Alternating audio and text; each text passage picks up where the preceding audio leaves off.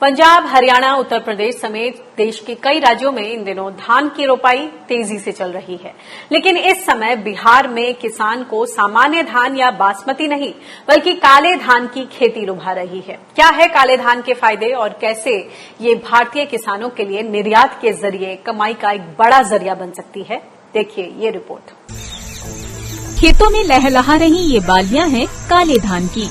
चीन के जरिए दुनिया भर के बाजारों तक पहुंच रखने वाले इस धान की खेती भारत में काफी पहले से हो रही है। पूर्वोत्तर राज्यों के अलावा पश्चिम बंगाल और ओडिशा के किसान इसे उगाते हैं। मणिपुर में इसे चाखो के नाम से जाना जाता है। न केवल अपने रंग और जायके के लिए बल्कि इंसानी सेहत के लिए फायदेमंद होने की वजह से इसकी खास मांग रहती है। इसी को देखते हुए अब बिहार जैसे राज्यों के किसान भी इसकी खेती में हाथ आजमा रहे हैं। ये बहुत ही फायदेमंद है और धान के बनस्पत इसका लागत खर्च भी बहुत कम आता है। अगर इसकी कंपैरिजन करें हम दूसरे हाइब्रिड धान या रिसर्च वेराइटी धान से, तो इसका लागत भी बहुत कम आता है और मार्केट में इसका वैल्यू ज्यादा है। ब्लैक राइस एकमात्र चावल है जिसमें एंटी कैंसर गुण पाए जाते हैं। शुगर फ्री इस चावल में विटामिन बी, ई, कैल्शियम, मैग्नीशियम, जिंक और आयरन जैसे तत्व अधिक मात्रा में पाए जाते हैं। इसको खेती में किसान भाई को कम उर्वरक की आवश्यकता होती है, कम पानी की आवश्यकता होती है, जिससे इसकी लागत भी कम आती है। हालांकि उत्पादन भी इसका समान धान के अपेक्षा 30% तक कम होता है, लेकिन कुल मिलाकर देखें तो ये काफी फायदे का सौदा है। काले धान की खेती के लिए 10 जून से 30 जून का वक्त सही माना जाता है। महज 110 दिन से 120 दिन में तैयार हो जाने वाले इस काले धान में आम धान के मुकाबले बहुत कम पानी लगता है। बिना खाद पानी के पौधों की लंबाई आमतौर पर 5 से 6 फीट तक होती है, इसलिए खाद नहीं डाली जाती है। और अगर कीमत की बात करें तो जहां दूसरे चावल 25 रुपए से 150 रुपए प्रति किलो तक बिकते हैं, वहीं ब्लैक राइस यानी काले चावल की कीमत 250 रुपए प्रति किलो से शुरू होती है। हम ये कहना चाहेंगे कि और भी किसान को ये अपनाना चाहिए, क्योंकि ये बीमारी जो जिनको होती है उनके लिए भी लाभकारी है। जैसे कहते हैं एंटीऑक्सीडेंट, तो वो इसमें भरपूर है। जिंक है, आयरन है, कैल्शियम तो है ही, चूंकि ये है अनाज है तो इन चीजों की बहुलता है इसमें। इसको कम से कम 200 से 300 रुपए का रेंज मान लीजिए। अगर किलोग्राम ये बिकता है तो सामान्य जो धान बेचते हैं जो 14-15 रुपए, मैक्सिमम 20 रुपए तक बेचेंगे जी, तो उसकी तुलना में तो करीब 10 गुना इसमें ज्यादा ये है। एंथ्रोसाइनेंस तत्व होने की वजह से ये काले जामुनी रंग का होता है। इस तत्व में एंटी इन्फ्लेमेटरी, एंटीऑक्सीडेंट और एंटी कैंसर माना जाता है। इसके अलावा black rice protein, fats, carbohydrates, natural fibre और आयरन से भरपूर होता है। इतना ही नहीं, ग्लूटेन फ्री इस चावल में क्रोडिनॉइड्स होते हैं, जिन्हें आँखों, खासकर रेटिना के लिए फायदेमंद माना जाता है। इन्हीं खूबियों के चलते काले चावल की देश ही नहीं, अमेरिका, ऑस्ट्रेलिया और यूरोपीय देशों में काफी मांग है। यानी सरकार अगर काले धान या ऐसी ही दूसरी घरेलू फसलों को बढ़ावा दे तो ये निर्यात के जरिए किसानों के लिए कमाई के नए रास्ते खोल सकता है। दिल्ली से शबीना सिद्दीकी के साथ ब्यूरो रिपोर्ट, स्वराज एक्सप्रेस। तो कोरोना ने हम सबको ये तो सिखाई दिया है कि हमें अपने खाने पर ध्यान देना होगा, थाली पौष्टिक हो। खेती किसानी के तौर तरीकों में भी बदलाव की दरकार है। केवल हाई ईल्ड यानी ज्यादा उत्पादकता वाली फसलों के पीछे ही नहीं भागा जा सकता, हमें न्यूट्रिशन पर भी उतना ही ध्यान देना होगा। एक तरह से दूसरा ग्रीन रेवोल्यूशन आए जिसमें न्यूट्रिशन पर भी जोर हो और किसानों तक भी जागरूकता फैले। इस पर और ज्यादा बातचीत करते हैं। हमारे साथ श्री देवी लक्ष्मी कोट्टी कोयम्बटूर से जुड़ गई हैं, जो कि कंसल्टेंट हैं सेव आवर राइस कैंपेन के साथ। आपका बहुत बहुत स्वागत है किसान बुलेटिन में। ये बताएं कि चावल की अगर बात करें तो क्योंकि आप सेव आवर राइस कैंपेन से जुड़ी हैं, तो जैसा हमने अपनी इस रिपोर्ट में दिखाया कि ब्लैक राइस तो सदियों से हमारे देश में मौजूद रहा है, लेकिन क्या कारण है कि किसान खुद ही इसके जादू से अनजान है। इस इतने बड़े पैमाने पर जिस तरह से खेती होनी चाहिए थी वो नहीं हो रही। आपको क्या लगता है, क्या जानकारी और जागरूकता की कमी है? आपने जैसे बोला काले चावल के बारे में कि वो किसान के लिए अच्छा है, शॉर्ट ड्यूरेशन है, सस्टेनेबल है, लेकिन हम इसको क्यों खेत में नहीं लगा रहे हैं और बासमती जैसे राइस को ही सपोर्ट कर रहे हैं।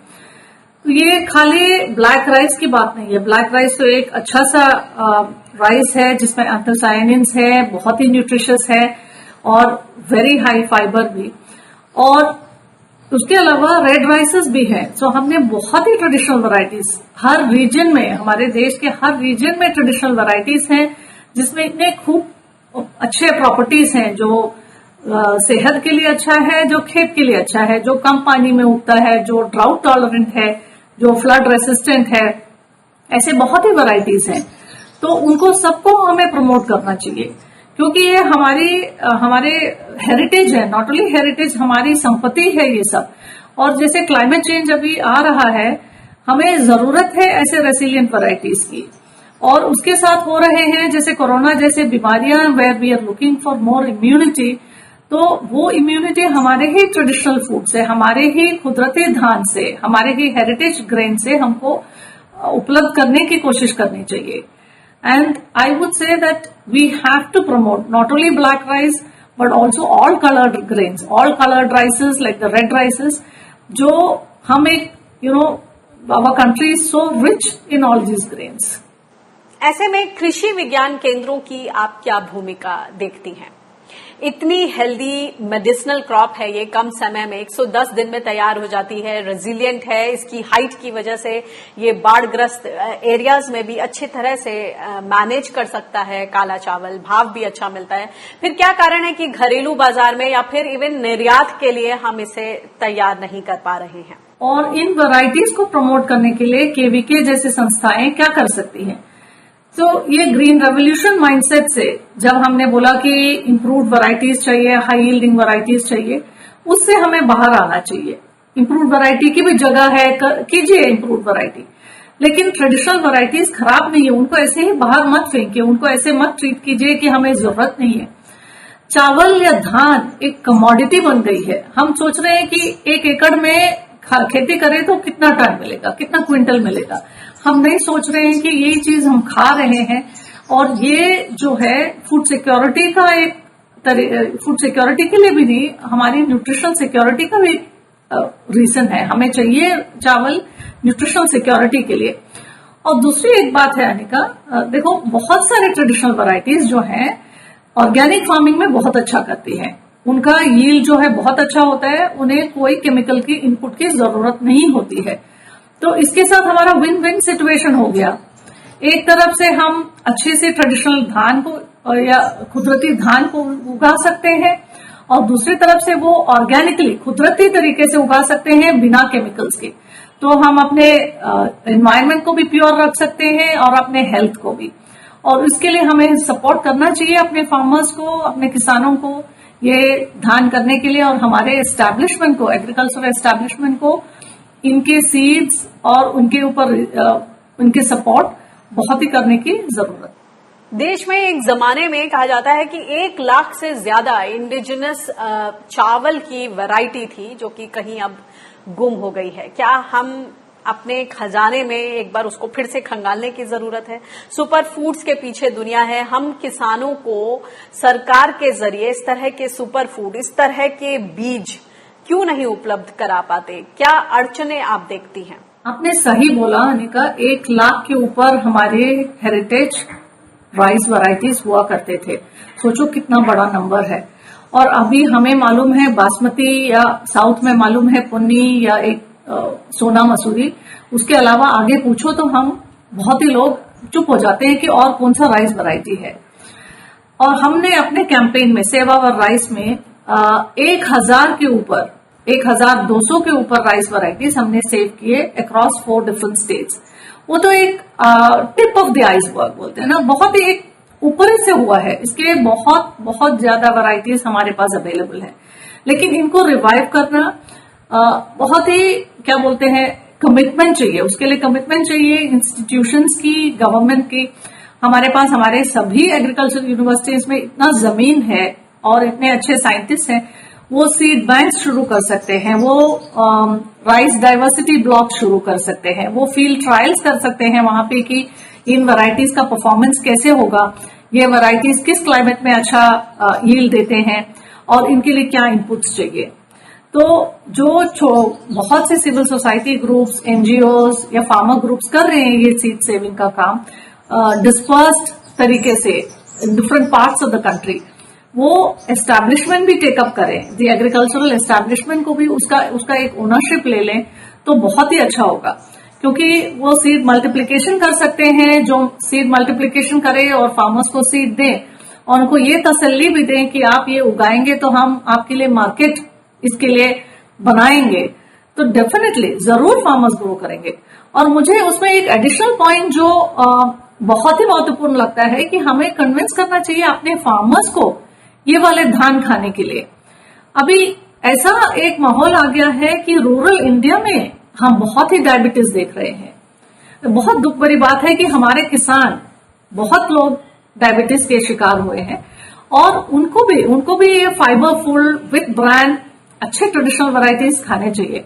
और जो सेवा राइस कैंपेन में ये एक विक्ट्री बहुत ही हुआ है कि जिन जिन किसानों ने ट्रेडिशनल वैरायटीज करना शुरू किया, उन्होंने अपना धान पूरा पैडी के बेचने के बगैर अपने लिए रख के अपने लिए खुद ऑर्गेनिक ट्रेडिशनल राइस खाना शुरू किया है। और मेरी ये आशा है कि हर जगह हर किसान ऐसे ट्रेडिशनल राइसेस जो ग्रो करेगा और ट्रेडिशनल राइसेस खाएंगे भी। कहा जाता है कि फूड सिक्योरिटी जरूरी है, तो अगर ऑर्गेनिक या कम उत्पादकता वाली फसलों की तरफ हम जाएंगे तो उससे देश का पेट नहीं भरा जा सकता। आप क्या कहेंगे? धन्यवाद अनिका, ये आपने बहुत ही अच्छा सवाल पूछा फूड सिक्योरिटी का, क्योंकि हमने इन सब कुदरती धान ये ट्रेडिशनल वैरायटीज खो दिए फूड सिक्योरिटी के नाम पे, और हमें इन्हें वापस लाना पड़ेगा न्यूट्रिशन सिक्योरिटी के नाम पे। क्योंकि जो फूड या राइस या धान है, हमने उसको एक कमोडिटी बना दिया है और उसका क्या दाम है, वो कितना यील्ड है, वही हमारा फोकस हो गया है। लेकिन ये हमारे न्यूट्रिशन सिक्योरिटी का आधार है। जो न्यूट्रिशन सिक्योरिटी के लिए हम खाना खा रहे हैं, जितने लाखों करोड़ों बच्चे, औरतें, बूढ़े बुजुर्ग, नौजवान लोग हैं अपने देश में, हम उनके न्यूट्रिशनल सिक्योरिटी हमें देखना चाहिए। और जब हमारे किसान खुद न्यूट्रिशन सिक्योरिटी नहीं पा रहे हैं, तो हम क्यों नहीं इनको खेतों में वापस लाएं जो न्यूट्रिशनल सिक्योरिटी हमको देंगे। और फूड सिक्योरिटी की बात कही, फूड सिक्योरिटी के लिए हमारा बिगेस्ट प्रॉब्लम, सबसे बड़ा प्रॉब्लम यह है कि फूड वेस्टेज हो रहा है। जो प्रोडक्शन हो रहा है, ये नहीं बोल रही हूं कि हम हाई यील्डिंग वैरायटीज ना उगाए, वो भी उगा सकते हैं और इनके लिए भी जगह है।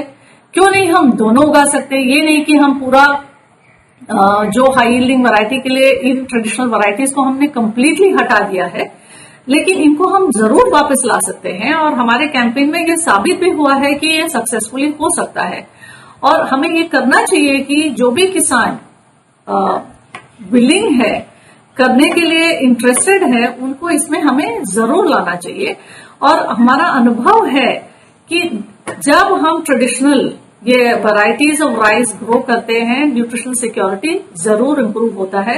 एंड डेफिनेटली फूड सिक्योरिटी भी इंप्रूव होगा when we reduce food wastage. जी, बहुत बहुत शुक्रिया हमसे बातचीत करने के लिए।